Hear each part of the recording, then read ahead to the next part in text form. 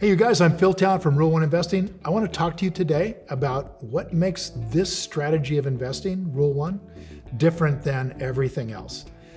I think I can summarize what everything else is pretty much by just telling you a simple fact about the market, and that is that 85% of the market is all controlled by institutional investors. Institutional investors can kind of give us our best idea of what the typical market investor is going to do. What they're going to do, interestingly enough, is they are going to do institutional style investing. And institutional style investing means that they are going to be very concerned about their clients yelling at them, "Swing, you bum." Now that comes from Warren Buffett's metaphor that really what these guys do as institutional investors is like somebody in a let's say a softball game who's standing at the plate and gets to swing once. And they can take as many pitches as they want, but they only get to swing once. And so Warren is sitting there thinking, well, if I'm only going to get to swing once, I should wait for a perfect pitch. But 85% of the people in the market have another problem going on, and that is that they have all of their clients yelling at them to swing now. And that's because those clients have given those professional investors their money and they don't want to pay for them to sit there and do nothing.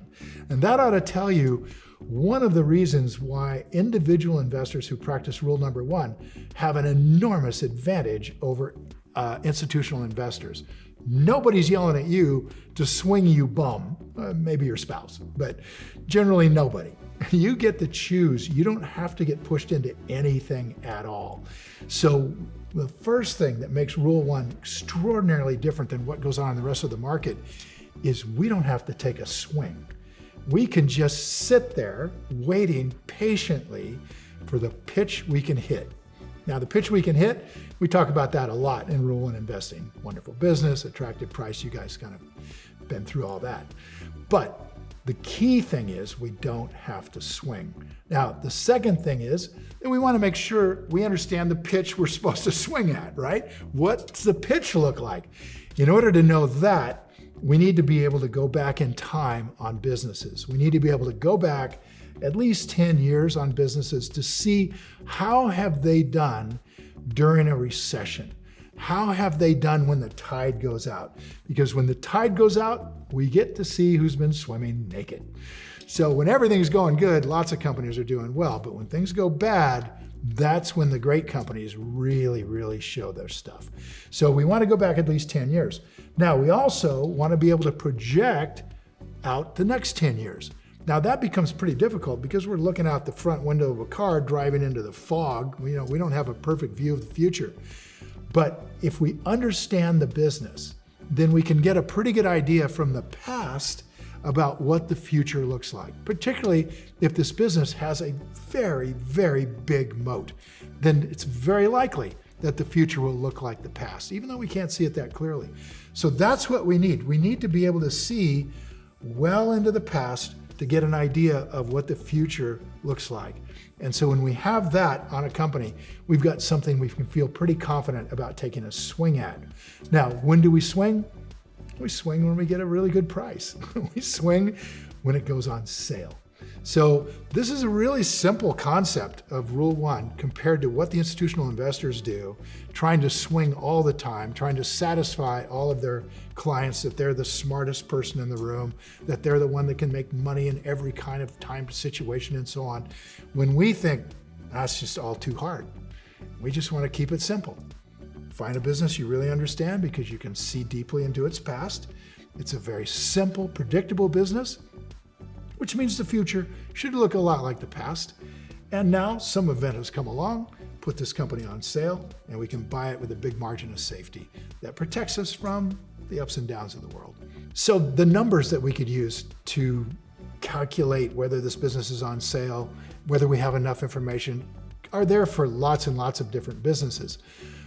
The problem is we need to be sure that we understand the business. We need to be sure we understand it as a business, right? The way that you would understand a business, let's say if you went down to buy a laundromat, and you intended to have that be your retirement income. Or if you went to buy a house in your neighborhood and that was going to be your retirement income, you'd want to be sure you understood the basics of that house, the location, the quality of the foundation, the roof, and so on.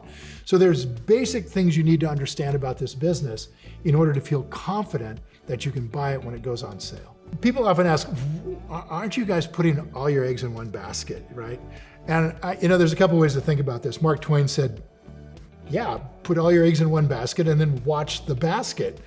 That's kind of rule one, right? We are understanding that we're going to put our eggs in very few things that we deeply understand. And how different is that of what most people are very comfortable with? Buying a house in their neighborhood and renting it out is a common way for people to figure out how to have a good retirement. And what are they doing? Well, they're putting their eggs in one basket, but it's a basket they understand, it's a basket they know, a basket they're very confident about the future in. And that's the same exact thing that we do when we're looking at buying a Chipotle Mexican grill or an Apple computer. We're putting our eggs in a basket we deeply understand. We know that it's got durable competitive advantage that will allow it to continue to be a good basket for many, many years in the future. And then we watch the basket. We watch it, every quarter. We're paying attention to how this basket is doing. And the thing that's really cool about this, a small number of eggs in a small number of baskets, is that if you had a large number of eggs in a lot of baskets, I'm telling you right now, you would drive yourself crazy trying to keep up with it all. Really, for the individual investor, it's the only way to go, where you have a good understanding of a small number of businesses that you really like and will do well in the future. And that just makes more sense than trying to understand too many things. So we really like this concept of rule one as opposed to the way the rest of the world goes. Few eggs, few baskets, you're going to be good for retirement.